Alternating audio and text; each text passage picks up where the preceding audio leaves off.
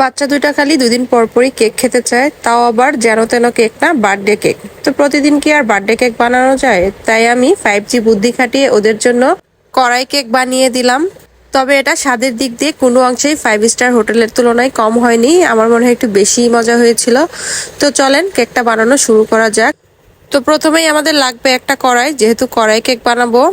তারপরে এখানে নিয়েছি 1 কাপ ময়দা, আধা কাপ কোকো পাউডার, 1 কাপের একটু কম আইসিং সুগার মানে চিনিটাকে ব্লেন্ড করে নিয়েছি, 1 চা চামচ বেকিং পাউডার, 1 চিমটি বেকিং সোডা, সামান্য একটু লবণ, আধা কাপ তেল আর 2টা ডিম। আর হ্যাঁ, সব কিছুই কিন্তু রুম টেম্পারেচারে থাকতে হবে, মানে ফ্রিজের কোনো কিছু ব্যবহার করা যাবে না। এখন সবকিছু ভালোভাবে মিশিয়ে নিব। আর হ্যাঁ, কে কোথা থেকে আমার ভিডিওটা দেখছেন অবশ্যই কমেন্টে জানাবেন। আমার ভিডিওগুলো আপনাদের কেমন লাগে সেটাও জানাতে ভুলবেন না। তারপরে যে দেখেন, চামচ দিয়ে ভালোভাবে মেশাতে পারতেছিলাম না জন্য হাত দিয়ে মিশিয়ে নিলাম। তো এখানে আমার 2 টেবিল চামচের মতো পানিও লেগেছিল, ব্যাটারটা বেশি ঘন ছিল জন্য এখানে আমি 2 টেবিল চামচের মতো পানি দিয়েছি। তারপরে যে মেশানো হয়ে গেলে কড়াইটা ধরে একটু ভালোভাবে ট্যাপ করে নিয়েছি। তারপরে চুলার উপর বসিয়ে রেখেছিলাম একদম লো আছে 15 থেকে 20 মিনিট। এই যে দেখেন, কেক কিন্তু খুব ভালোভাবে বেক হয়ে গেছে। আমি নামিয়ে নিয়েছি। কত সহজেই কড়াই থেকে উঠে আসলো। আর এখন আমি এই কেকটাকে বার্থডে কেকের ভাইব দেওয়ার জন্য এখানে নিয়েছি 1 কাপ পরিমাণ ক্রিম, আর তার সাথে আমি এখানে চকলেট মিশিয়ে দিলাম। এখন এটাকে আমি জাল করে নিব। ক্রিমটা দেখতে কিন্তু অনেক পাতলা মনে হচ্ছে, কিন্তু জাল করার পরে ঠান্ডা হলে এটা ঘন হয়ে যাবে। এই যে আমার জাল করা হয়ে গেছে, এখন কিন্তু আমি এটা নামিয়ে নিব।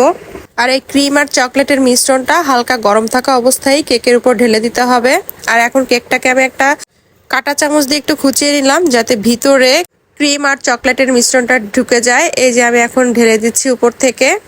এটা কিন্তু একটু হালকা গরম থাকা অবস্থায় ঢেলে দিতে হবে, তারপরে ঠান্ডা হলে এটা ঘন হয়ে একদম এটার সাথে লেগে যাবে।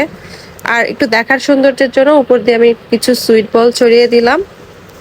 আর এখন আপনাদেরকে এটা কেটে দেখাবো যে এটা কতটা সফট হয়েছে, আর খেতেও কিন্তু অনেক বেশি মজা হয়েছিল। এইভাবে কেক বানিয়ে দিলে বাচ্চারা তো পছন্দ করবেই, সাথে বড়রাও কিন্তু অনেক বেশি পছন্দ করবে। আর সবচেয়ে বড় কথা হচ্ছে এটা বানানো কিন্তু খুবই সহজ, মাত্র 10 থেকে 15 মিনিটের ভিতরেই বানানো যায়। তাই বাচ্চারা খেতে চাইলে বা হঠাৎ করে যদি বাসায় মেহমান আসে তাদেরকেও কিন্তু খুব সহজেই বানিয়ে খাওয়াতে পারবেন। এই যে দেখেন, কেটে নিয়েছি। দেখতে কতটা লোভনীয় হয়েছে, আর দেখেই তো বুঝতেই পারছেন যে এটা কতটা সফট হয়েছে। আর খেতেও কিন্তু অনেক অনেক বেশি মজা, বারবারই বলছি, বিশ্বাস না হলে বানিয়ে খেয়ে দেখবেন।